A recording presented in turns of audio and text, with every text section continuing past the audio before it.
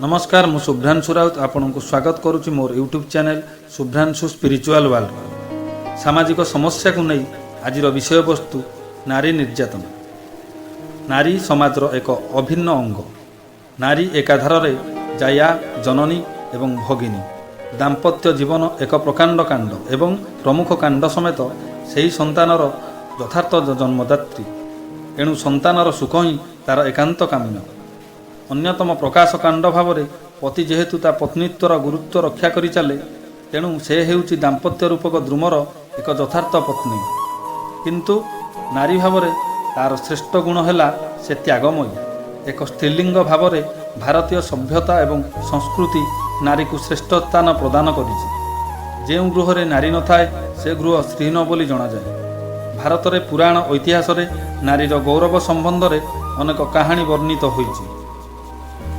मात्र समयर परिवर्तन एवं लोकचरित्रर अवक्षय भारतीय समाज रे नारी यथोचित सम्मान पाई पारु नाही। निर्यातन रे नारी आज अतिष्ठ। भारतवर्ष रे नारी निर्यातनार मात्रा यथेष्ट अधिक। यार विभिन्न कारण रही। त्याग और वीरत्वर भूमि भारतवर्ष तार निजर गर्व गौरव वैभव एवं वैशिष्ट्य सबकिछि हराइछि। पाश्चात्य सभ्यतार प्रभाव रे भारतीय मानकर चरित्र आज संपूर्ण कलुषित। सेमाने प्रत्येक मुहूर्त रे नारी को खेलना भाव में व्यवहार करती। प्रत्येक दिन समाज रे बड़ बड़ अक्षर रे नारी निर्यातना विषय रे लेखा प्रकाश पाउछि। सांप्रतिक नारी निर्यातनार प्रमुख कारण हेउछि यौतुक।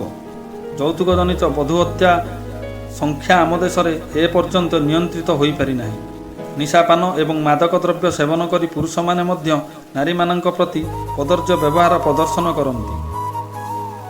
बहुपत्नी विवाह मध्य नारी निर्यातनार अन्य एक प्रमुख कारण। यह द्वारा नारी केवल अत्याचारिता हुएनि बरं सारा जीवन अशांति कालतीपात करे। अनेक क्षेत्र में निसंतान नारी मध्य पारिवारिक जीवन में निर्यातिता होता है। जदिओ आईन द्वारा बाल्य विवाह को बंद करागलानी तथापि देशर विभिन्न स्थान में यार प्रचलन एबे भी रही। यह नारी पई दुखर कारण हेउछि। बाल्य विवाह माने जो भली कष्ट समय बिताउचंती ताहा वर्णनातीत। आज समस्या रे नारी प्रति अश्लील आचरण एवं धर्षण परी अमानवीय कार्य प्रदर्शन बुद्धि फल नारी आज शंकिता एवं निर्यातिता। विज्ञापन माध्यम रे आशालीन एवं रुचिपूर्ण गहित छवि प्रदर्शन नारी समाज पई एक असम्मानजनक समस्या रे परिगणित होइछि। एहा द्वारा नारी माने मानसिक स्तर रे कम निर्यातिता हेउ नाहंती। प्राक स्वाधीनता एवं स्वाधीनतार परवर्ती काल रे नारी जातिर मर्यादा रक्षा करिबा पई बहु भारतीय उद्यम करि आसिथिले। स्वामी दयानंद सरस्वती, राजा राममोहन राय, महात्मा गांधी एवं एमानंक परी अनेक आहुरी केतक महामनीषी ए क्षेत्र में एक जुगांतकारी परिवर्तन आनिबा पई संग्राम करथिले। संस्कारवादी ब्रिटिश शासनकर्ता लॉर्ड विलियम बेंटी एवं लॉर्ड डेलहाउसी प्रभृति बाल्य विवाह सतीदाह प्रथा एवं पशुपालन आदि कुश्चित प्रथार अवसान घटाइबा उद्देश्य आईन प्रणयन करने द्वारा कठोर पदक्षेप मान ग्रहण करिपारिथिले।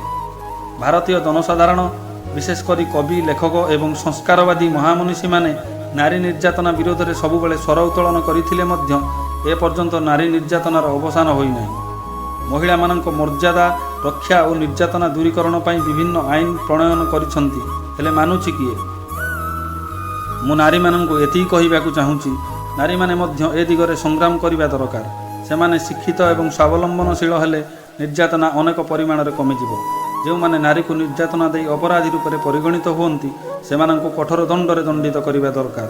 मातृजातिर सम्मान बजाय रखिबा पई आम समस्तंकर प्रथम एवं प्रधान कर्तव्य अटे।